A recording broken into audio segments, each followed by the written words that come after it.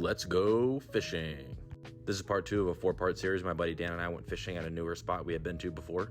Now, after I caught that white perch in that last video, I decided to rig him up for some cut bait, and you saw me casting there with my green rod. That was a chatterbait. But not long after I got set up and got to casting, Dan had a fish on. And with fishing on a floating dock, it would be really easy to pull the fish in nice and comfortably, so we figured why not just net all of the fish we caught. So I ran down where he was at to see if I could help him out. He got himself a nice little catfish, a great start to the day. So I grabbed the net and went to help him out. Scooped him up, got the first catfish of the day in. It was a nice feeling getting in a catfish from this spot, as we kind of had a hunch that this would be a decent spot for catfishing. Of course, we got to take pictures of every fish we catch.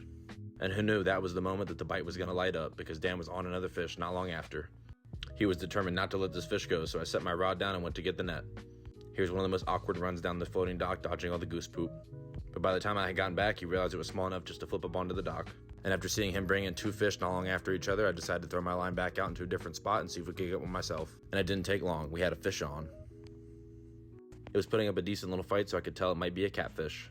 But it wasn't until I kept reeling and it ended up breaking the water that I realized it was a blue catfish. Right about here, we can get a glimpse of what I was reeling in. At this point, now we had 3 catfish up on the dock. And Dan came to the rescue with the net. Scooped him up. It was definitely a team effort that day.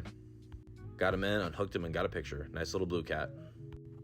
So after I got that fish in, took pictures, I cast it back out to get another bite. And like I said, we had no clue the bite was really about to heat up, because not long after, Dan's rod was going off while he was trying to tie on a leader, so I had to jump over there and grab it for him.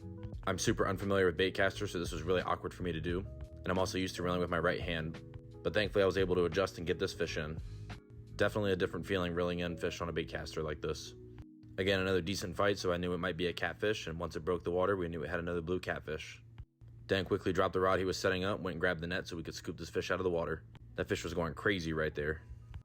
Here we go with another net, and scoop. Kind of.